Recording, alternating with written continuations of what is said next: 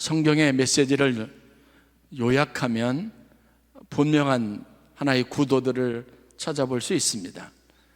하나님 우리에게 원하시는 것이 무엇일까? 그리고 하나님이 우리에게 싫어하시는 것이 무엇일까? 라는 측면에서 살펴볼 때 그렇다는 겁니다. 하나님이 우리에게 원하시는 것은 우리가 신명기를 통해서 분명하게 드러나는 한 가지 사실이 있는데, 그것은 우리가 하나님 앞에 마음과 뜻과 힘과 정성과 목숨을 다하여 하나님을 사랑하라는 것입니다. 하나님을 믿는 일에 더 열심, 더 큰 집중력을 보이라고 요구하시는 겁니다. 이와 대척점에서 하나님은 우리에게 가장 싫어하시는 게 무엇일까? 그것은 다름이 아니라 우상을 섬기는 일입니다. 성경의 전체적인 관점을 살펴보면 이 두 가지 메시지가 서로 교차하고 있습니다. 그런데 오늘 우리가 좀 더 주의를 기울이고 관심을 가져야 할 필요가 있는 것은 우상을 섬기지 마라 라고 하는 이 말씀이, 또 온 몸과 마음과 힘을 다하여 주 너희 하나님 여호와를 사랑하라고 섬기라고 말했던 이 말씀이 향하고 있는 구체적인 대상자가 누구냐 하는 점에 있습니다. 바로 저 자신, 여러분입니다. 믿는 사람들에게 하나님이 가지고 계시는 요구입니다.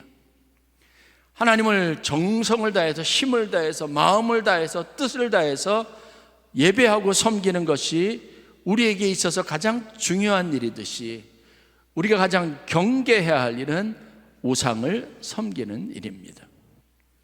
성경은 정확하게 복과 저주를 말하면서 복이 있는 백성은 마음과 뜻과 힘을 다하여 여호와 하나님을 사랑하고 섬기는 백성들이라고 말하고 있고, 그리고 하나님의 심판과 저주의 대상이 되는 사람들은 우상을 숭배하는 자라고 규정하고 있습니다.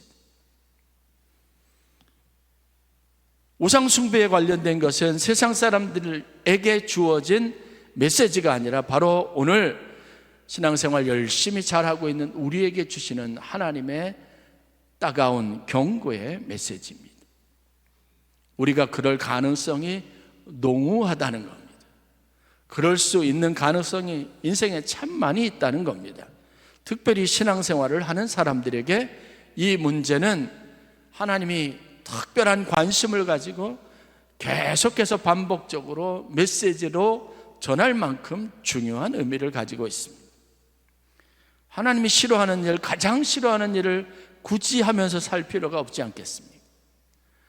하나님이 원하시고 기뻐하시는 일을 하며 살아가는 것도 모자라는데 왜 굳이 하나님이 거슬려 하시는 일, 싫어하시는 일들에 여러분들이 그렇게 열심을 내고 있는지 모르겠습니다. 오늘 제가 여러분들에게 말씀을 드리고자 하는 우상을 제거하라고 하는 이 큰 타이틀이 오늘 여러분들의 귀에, 마음에 깊이 새겨지는 은혜가 있기를 주의 이름으로 간절히 축원합니다. 이 의미를 깨닫고 믿는 내가 내 안에 있는 우상을 제거하는 일이 왜 중요하고 왜 필요하고, 그것이 우리가 평생의 신앙적인 과제로 삼아야 할 중요한 요소인지를 진지하게 고민하고 묻고, 여러분들 평생을 우상을 제거하는 노력을 기울이며 살아가는 귀한 은혜가 있기를 바랍니다. 우상 숭배에 관련되어져 있는 단어를 제가 검색해 보았습니다. 그러니까 워낙 다른 다양한 표현들이 있어서 제가 영어로 된 아이돌 혹은 아이돌러티라고 하는 이 표현을 넣어서 검색을 해보니까 대략 100개 이상의 성경 구절들이 나오더라고요. 이 이야기는 사랑이라고 하는 표현보다 훨씬 더 많은 횟수에 속합니다. 그리고 이 우상 숭배에 관련된, 우상에 관련된 것의 구절들은 대부분이 다 구약 성경에 많이 분포가 되어져 있습니다. 구약 성경 전체를 틀어서 놓고 보더라도 구약 성경에 관통하는 핵심적인 주제가 바로 하나의 이스라엘 백성들이 우상을 멀리하고 하나님을 섬기고 예배하려고 하는 그들의 정체성을 만드는 일과 관련되어져 있는 겁니다. 다시 말해서 우상을 섬기든지 우리는 하나님을 섬기든지 둘 중에 하나를 한다는 겁니다. 무신론자는 없습니다. 우상을 섬기든지 하나님을 섬기는 겁니다. 그럼 진지하게 고민해야 합니다. 내가 우상을 섬기든지 하나님을 섬기든지 하는 겁니다. 둘 중에 하나가 우리의 인생에 늘 언제나 하나의 패턴으로 우리 삶에 살아가는 하나의 모양으로 나타나게 되어져 있습니다. 이 이야기는 좀 더 극단적으로 표현하면 목사인 저도 하나님을 섬기든지 우상을 섬기든지 하게 된다는 겁니다. 왜냐? 이 우상은 우리의 마음속에서 일하는 신이기 때문에 그렇습니다. 우상숭배를 말할 때 결론적으로 말하면 우상숭배라고 하는 개념은 불신앙과 관련되어져 있습니다. 우상숭배는 불신앙이다. 여러분이 그렇게 이해하면 됩니다. 우상숭배는 불순종이다. 이게 어떤 외적인 환경에 의해서 좌우되는 게 아니라 내 마음에서 일어나는 일이기 때문에 그렇습니다. 하나님을 믿지 못하고 또 믿지 않는 행위가 다 우상숭배입니다. 내 삶의 마음의 중심의 주인이 바뀌는 것이 우상숭배입니다. 하나님이었다가 이게 다른 것으로 바뀌는 게 우상숭배라는 겁니다. 특별히 이사야서, 에스겔서, 예레미야서, 다니엘 그리고 12소 선지서의 내용들에 보면 집중적으로 우상숭배에 대한 하나님의 심판이 선포되어져 있습니다. 에스겔서 14장 1절부터 3절에 기록하고 있는 우상숭배가 무엇인지 하나님이 기록하고 말씀하고 계신 것을 살펴보겠습니다. 이스라엘 장로 두어 사람이 나와 내 앞에 앉으니 여호와의 말씀이 내게 임하여 이르시되 인자야, 이 사람들이 자기 우상을 마음에 들이며 죄악의 걸림돌을 자기 앞에 두었으니, 이스라엘 백성들을 두고 말하는 겁니다. 하나님의 심판을 이야기하는데 그 이스라엘 백성들이 뭐냐면 우상을 자기의 마음을 두었고 죄악을 자기 앞에 두었다, 이렇게 표현하고 있습니다. 그들이 내게 묻기를 내가 조금인들 용납하랴. 그런즉 너는 그들에게 말하여 이르라. 나 주 여호와가 말하노라. 이스라엘 족속 중에 그 우상을 마음에 들이며 죄악의 걸림돌을 자기 앞에 두고 선지자에게로 가는 모든 자에게 나 여호와가 그 우상의 수요대로 보응하리니 라고 말하고 있습니다. 우상을 어떤 개념으로 이해하고 있냐면 하나님은 각 사람의 마음에, 하나님이 있어야 될 그 마음의 자리에 우상을 두는 것이고 자기의 인생의 앞길에 걸림돌을 놓는 것이라고 표현하고 있습니다. 로마서 1장 21절부터 23절에 있는 말씀에서 바울은 이렇게 말합니다. 하나님을 알되 하나님을 영화롭게도 아니하며 감사하지도 아니하고 오히려 그 생각이 허망하여지며 미련한 마음이 어두워졌나니 스스로 지혜 있다 하나 어리석게 되어 썩어지지 아니하는 하나님의 영광을 썩어질 사람과 새와 짐승과 기어다니는 동물 모양의 우상으로 바꾸었느니라 라고 말합니다. 그 마음이 허망하여져서 그곳에 하나님을 두지 않고 썩어질 것들, 멸망할 것들, 스스로 영광을 취하지 못할 것들로 가득 채운다 이겁니다. 그런데 그 일은 어떤 결과를 가져오느냐? 마치 내 앞에 걸림돌을 두는 것과 똑같다는 것. 이제 그 이야기를 여러분들과 함께 해보려고 합니다. 그래서 성경에 이어지는 로마서 1장 25절 말씀에 보면 하나님께서 그렇게 결정한 이들에게 자기 마음대로 하도록 내버려 두겠다고 말씀하십니다. 왜냐, 이들이 하나님의 진리를 거짓 것으로 바꾸어 피조물을 조물주보다 더 섬기기 때문에 너희들이 마음대로, 그러면 너희들이 선택한 대로 결정한 대로 한번 살아보라고 내버려 두신다, 욕심대로 순리대로 내버려 두신다라고 표현하고 있습니다. 출애굽기 23장 33절은 우상숭배를 이스라엘 백성들의 결단에 의해서 그들이 스스로 앞길에 올무를 놓는 것과 동일한 것이라고 표현하고 있습니다. 우상숭배가 무엇이냐? 자기 앞에 일부러 올무를 만들어서 내가 그 올무에 걸려 넘어지게 만드는 것이라고 말합니다. 인간에게 하나님 부여한 거룩하고 아름답고 영광스러운 형상을 짐승과 버러지의 형상으로 바꾸는 게 우상숭배입니다. 그래서 십계명에 보면 하나님께서 너희는 나 외에 다른 신들을 내게 두지 말라라고 말씀하시고, 두 번째 계명에서는 구체적으로 새긴 우상을 만들지 말고 어떤 피조물의 형상이든지 만들어 절하지 말고 섬기지도 말라라고 이야기했습니다.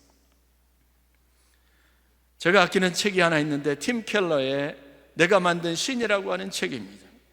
거기에서 팀 켈러는 인간의 마음을 우상 공장, 수없이 많은 우상을 만들어내는 공장, 생산시설이 이 마음이라는 겁니다. 그가 말하는 것은 눈에 보기에 화려한 것일수록, 남들이 우러러보고 남들이 다 부러워하는 것일수록 우상일 가능성이 훨씬 높다, 이렇게 말합니다. 남들이 좋아 보이는 것이 우리의 마음을 홀리고 빼앗습니다. 내 주의와 시선을 하나님께서 다른 것으로 옮겨가게 만든다는 겁니다. 자, 이러한 현상들이 성경에 어떻게 구체적인 사례로 기록되고 있는지 한번 살펴보겠습니다. 여러분들이 전제로 삼아야 할 것은 세상 사람들이 아니라 믿는 사람들, 하나님의 특별한 부르심을 받은 사람들, 우리와 같은 사람들에게 하나님이 우상 숭배에 대해서 경고하신다는 겁니다.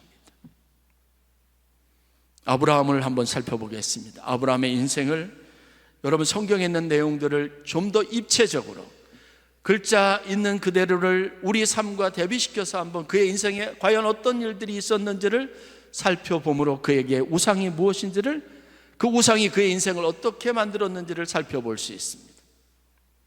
아브라함에게서 우상은 결론적으로 자녀와 물질이었습니다. 그런데 놀라운 것은 이 자녀와 물질은 창세기 12장 1절부터 2절, 3절로 이어지는 말씀에 보면 하나님이 아브라함에게 축복으로 주신 약속의 말씀입니다. 하나님이 아브라함에게 주신 축복이, 약속이 어느 순간인가 그에게 우상이 되었습니다. 그의 마음에는 자손이 번성해야 한다는 강박관념, 그의 마음에는 내가 이민자로서 성공해야 되고 잘 살아야 되고 이 지역에 있는 가나안 땅에 있는 모든 사람들이 우러러보는 하나님을 대표하는 믿음의 사람이 되어야 한다는 그 마음이 가득 차 있게 되었다는 겁니다. 저는 알겠어요. 아브라함이 가지고 있었던 마음의 괴로움이 보고 그가 느꼈던, 그래서 그의 마음에 자연스럽게 변질될 수밖에 없었던 우상의 근본적인 원인이 무엇인지 알겠습니다. 목사로 하나님의 기름 부음을 받았다는 이 사실이 저에게는 엄청난, 여러분, 유혹이 된다는 걸 알았습니다. 하나님이 축복으로 세우신 목사니까 남들보다 더 잘해야 되고, 남들보다 자녀들은 더 성공해야 하고, 그리고 남들의 보기에 목사님의 삶에는 하나님의 온갖 부어주시는 축복이 많이 있어야 된다는 생각에 대한, 여러분, 제 마음을 사로잡는 두려움이 있고 염려가 있고 근심이 있습니다. 그런데 이 뿌리는 불신앙입니다. 비신앙적인 겁니다. 내 삶이 하나님이 구별하시고 따로 세우신 삶이라면 모든 것을 하나님 앞에 다 맡겨야 합니다. 제 미래가 비참해지지 않고 남들의 동정을 사지 않는 미래여야 한다는 스트레스가 많이 있습니다. 그래서 하나님 앞에 충성되었다고 하는 것의 결과에 대해서 굉장히 많은 스트레스가 있습니다. 그 불안감이, 그 생각이 저의 순간순간 마음을 사로잡을 때가 너무 많이 있습니다. 그런데 돌이켜보니까 이게 우상인 겁니다. 삶에 대한 안정을 추구하는 것, 이민자로서 나는 잘 돼야 된다고 하는 강박관념이 하나님이 우리에게 주셨던 온갖 풍성한 선물, 평안과 기쁨을 다 빼앗아가고 그 자리를 대체해 버렸으니까 우상인 겁니다. 왜냐? 하나님을 온전히 신뢰하지 못하는 마음이 내 마음을 자리 잡고 있기 때문에 그렇습니다. 아브라함은 하나님의 약속을 받았고 그 약속을 성취해야 하고 당연히 그것은 내 삶이 되어야 한다는 생각에 사로잡혀 있었던 것 같습니다. 그런데 그 약속을 받고 난 다음에 창세기 12장 1절부터 10절까지 이어지는 말씀 이후에 이어지는 성경의 기록을 보면 아브라함에게서 굉장히 실망스러운 점을 한 가지 보게 됩니다. 가나안 땅에 왔습니다. 그런데 그 땅에 기근이 있었습니다. 기근이 있자 아브라함은 주저하지 않고 자기 가족들을 다 데리고 가나안 땅에 정착하지 않고 애굽으로 내려갔습니다. 아브라함의 선택입니다. 만약 거기서 하나님을 믿었다면 그 땅에 기근이 있던 어쨌든 그 땅을 하나님이 내게 주신 땅이라고 믿는 믿음이 있었다면 그 땅에서 어떠한 방식으로든 살아야 했는데 아브라함은 그렇지 않습니다. 먹을 것이 있는 곳으로 갔습니다. 그렇게 해서 그곳 애굽 땅에서 부자가 되고 그곳에서 많은 자기를 돌보는 종들과 노예들을 얻었다고 해서 그게 하나님이 아브라함에게 주신 축복이라고 말할 수 없는 이유가 있습니다. 왜냐? 그게 아브라함이 자기 아내를 누이라고 속이는 일의 결과로 얻은 것이니까요. 그거는 자랑스러운 축복이 아니죠. 부끄러워해야 할 일입니다. 여러분, 우리가 신앙생활하면서 무조건 복을 받았다고, 남들보다 더 잘 살게 됐다고, 로또에 당첨됐다고, 하나님이 주신 축복이라고 말하는데 정말 여러분들의 마음의 양심 깊은 곳에는 그것이 너무나 자랑스러워서 하나님이 주셨다고 말할 수 있는 충분한 근거를 가지고 있느냐? 아닌 경우들이 많습니다. 신앙적이라면 그러지 못한 순간에라도 하나님을 신뢰할 수 있는 마음이 내 중심에 든든하게 자리 잡고 있어서 나를 요동치게 하지 말아야 합니다. 불안하게 하지 말아야 합니다.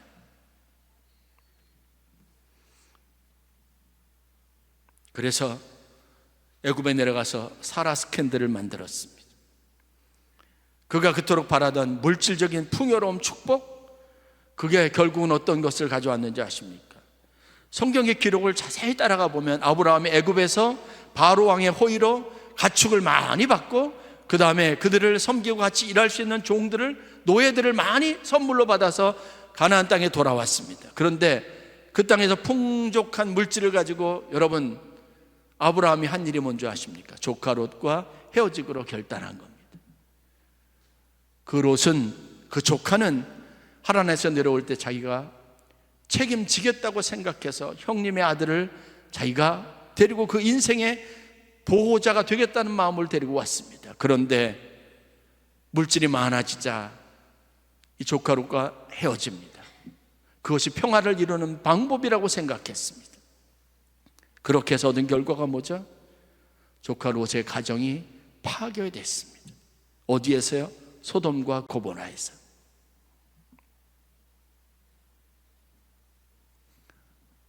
아브라함이 자기 자식들에 대한 하나님의 약속을 받았습니다.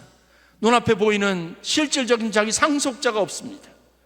그래서 그가 사라와 함께 꾀를 내어서 한 일이 무엇입니까?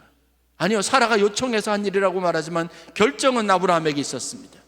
그래서 그의 종 하갈을, 그것도 이방 여인을 자기 아내로 받아들이고 그에게서 아이를 낳았습니다. 그걸 축복이라고 말할 수 있습니까? 그게 믿음으로 한 일이라고 할 수 있습니까? 그게 여러분 불행의 씨앗이 되었습니다. 우리가 신앙생활하면서 믿음이라고 하는 명목으로, 신앙이라고 하는 명목으로 무엇이든지 하면 그것이 하나님이 기뻐하실 일이라고 생각하지만 아닙니다.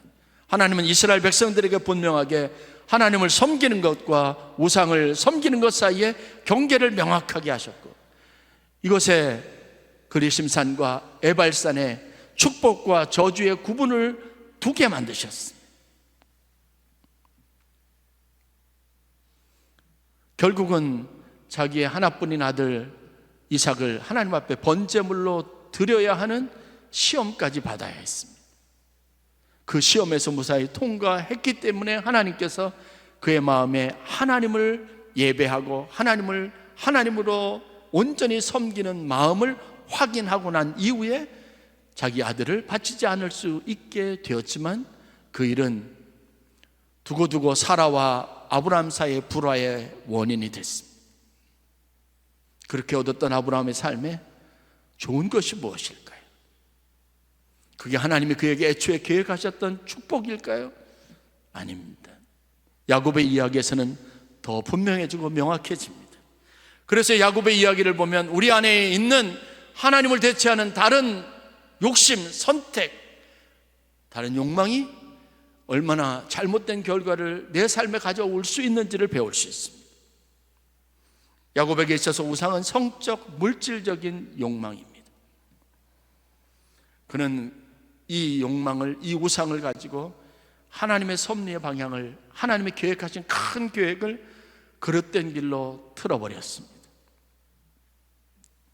수많은 상처와 아픔을 본인들을 비롯한 여러 사람들에게 가져다 주었습니다. 그리고 그의 인생에 불행의 씨앗을 잠재적으로 여기저기에 심어 놓게 되었습니다. 여러분이 잘 아는 것처럼 그에게는 하나님이 정하신 운명이 있었습니다. 아브라함과 다르지 않습니다. 그는 태어나기 전부터 하나님이 그에게 정하신 것이 있었습니다. 창세기 25장 23절 말씀을 보면 명확하죠. 하나님, 리브가가 아이를 뱃속에 잉태했을 때 쌍둥이가 있다는 것을 말씀하셨어요. 내 뱃속에 두 국민이 있다, 두 나라가 있다고 말했고 큰 자가 작은 자를 섬길 것이라고 말했습니다. 이건 하나님의 운명입니다. 그런데 그 운명의 줄기를 야곱은 어떻게 만들어갔냐? 아버지와 어머니가 다투게 하고 속이게 하고 형과 자기가 원수가 되게 하고, 하나님이 원하셨던 운명의 방향이 이건 아닙니다. 싸우라고, 분열되고 나누어져서 번성하라고 하나님이 이루는 운명을 주신 건 아닙니다. 그런데 야곱이, 그의 마음이 이 모든 것을 엉망으로 만들어 놓은 겁니다. 외삼촌 라반의 집에서 라반의 가정을 깨지게 한 역할이 야곱이 한 일입니다.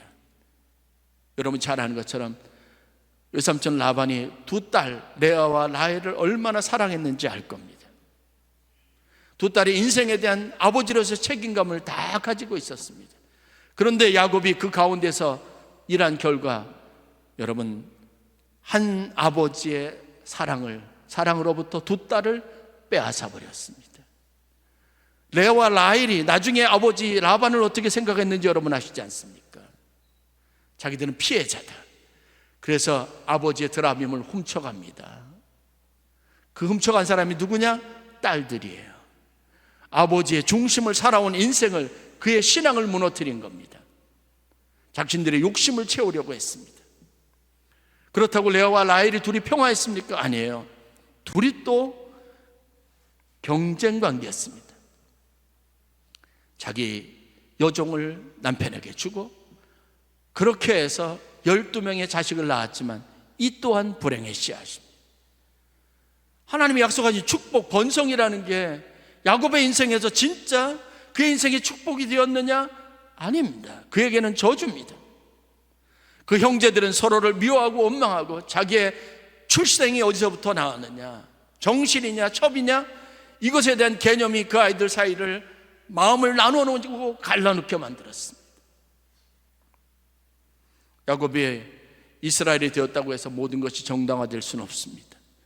하나님의 뜻이 그 가운데 있었지만 그의 마음이 어느 순간인가 우상 숭배, 세상적인 것들로 가득 차서 하나님의 계획을 엉망으로 만들어 놓은 게 야곱의 인생의 본질입니다. 다윗을 우리가 살펴봐도 역시 동일한 문제가 있습니다. 그는 위대한 신앙의 사람입니다. 하나님 앞에 충성스러웠습니다. 마음이 갈라지거나 나누어지지 않았던 그런 신실한 사람이지만 그에게도 유혹은 있고 욕심은 있었고 그에게도 잘못된 선택이 분명히 있었습니다. 하나님이 그에게 부여해 주신 왕으로서의 권위, 그의 순수함, 하나님의 기름 부음에 대한 그의 확신 있는 삶이 무엇을 만들었습니까? 교만을 만들어서 자기가 사랑하는 여인은 자기 마음대로 취해도 된다고 하는 결론을 자기 삶에 자연스럽게 은근하게 끌어들여서 여러분 밧세바를 범하고 그의 남편 우리아를 전쟁터로 내몰아서 죽였습니다.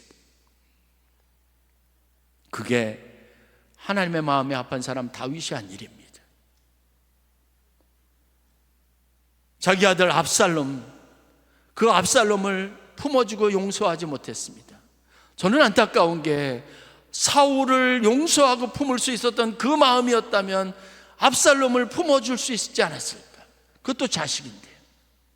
그랬다면 압살롬이 반란을 일으키는 주역이 되진 않을 겁니다. 비참하게 전쟁터에서 창자가 다 튀어나오도록 전쟁터에 개가 핥는 비참한 죽음을 맞이하지는 않게 했을 겁니다. 그가 자기 병사들에게 압살롬을 해하지 말라고 부탁했다고 그가 했던 행위가 다 정당화될 수 있는 건 아닙니다. 평생을 하나님의 종으로 살아도 우리 마음에 있는 우상을 제거하지 못하면, 이 문제를 해결하지 못하면 우리의 마지막은 불보듯 뻔한 거죠. 비참해지고 부끄럽고 하나님 우리에게 주셨던 하나님의 형상의 거룩함과 영광을 짐승과 버러지의 그 모양과도 못한 것으로 바꿔버릴 수 있는 게 내 마음, 우리의 마음, 바로 여러분의 마음이라는 것. 심각하게 여겨야 될 가장 중요한, 하나님이 가장 싫어하고 혐오하는 것, 그 우상이 우리의 마음에서부터 자라나고 싹트는 것을 막아야 합니다. 그래서 저는 우리가 삭개오와 같아야 한다고 믿습니다. 여러분 삭개오 잘 알죠? 그는 자기가 열심히 최선을 다하고 그렇게 해서 성공한 것으로 자기의 모든 것이 다 보상받을 수 있고 자기가 한 행위도 정당하게 인정받을 수 있을 것이라고 생각해서 그렇게 살아온 사람인데, 그가 인생의 마지막 순간에 깨달은 게 뭔지 아십니까? 그가 모든 것을 다 포기하고 다 주고 사고 싶었던 게 뭔지 아십니까?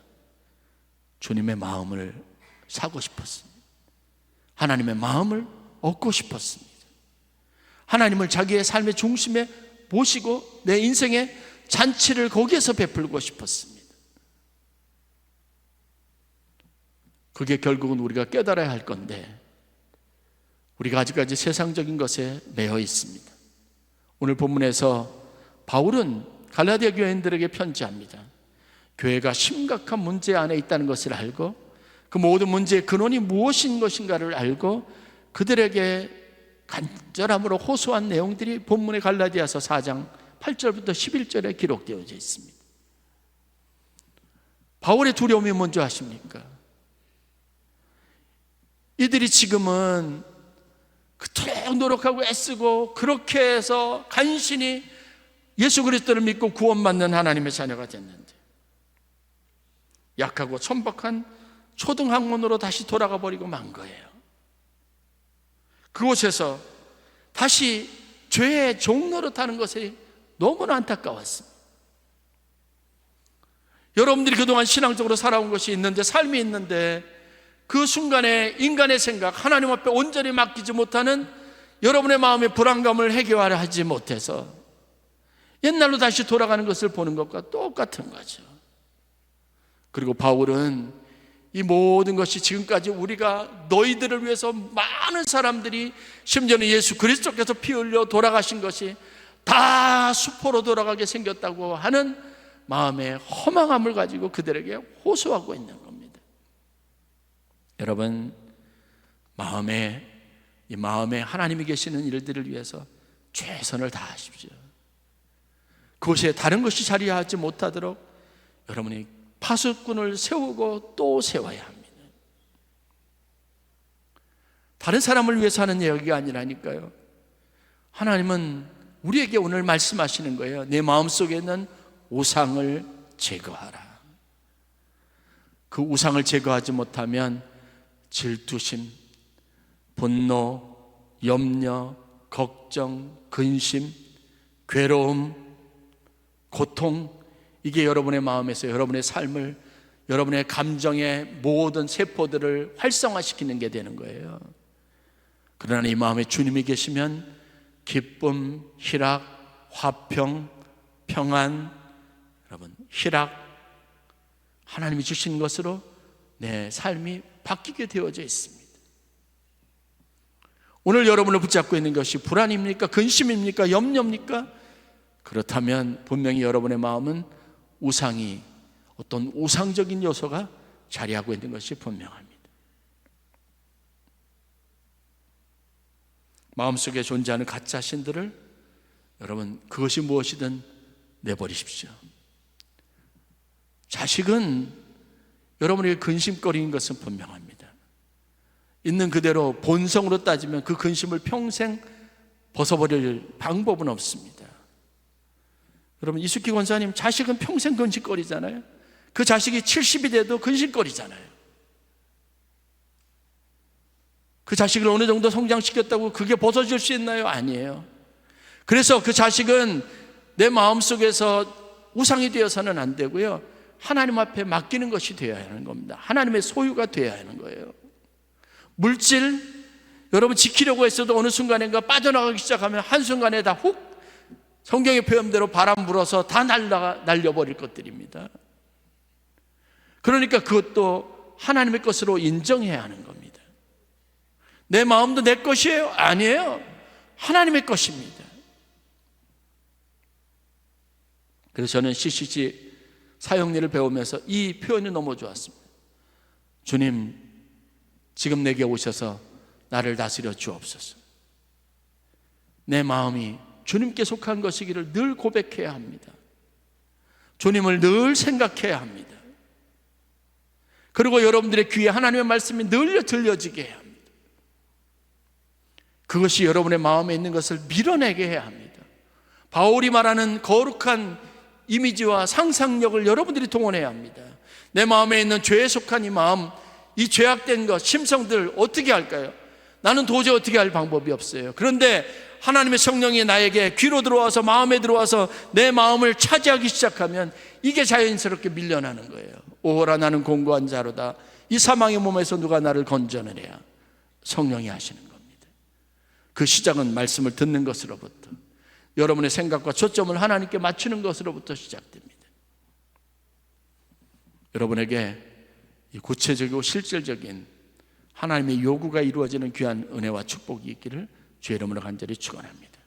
여러분 세상적으로 살지 말라는 얘기 아니에요. 그러나 세상적인 것이 여러분들이 근심을 더할 때, 그때 여러분들은 스스로에게 선언해야 합니다. 하나님, 이 물질도 이 자녀도 내게 아닙니다. 하나님 책임져 주옵소서. 그러면 하나님이 여러분들의 마음을 든든하게 만들어 주시고 근심하고 염려하던 마음에 평안을 주실 겁니다. 이러한 반복적인 훈련과 연습을 통해서 여러분들이 하나님의 자녀로 서가는 귀한 은혜가 있기를 간절히 축원합니다.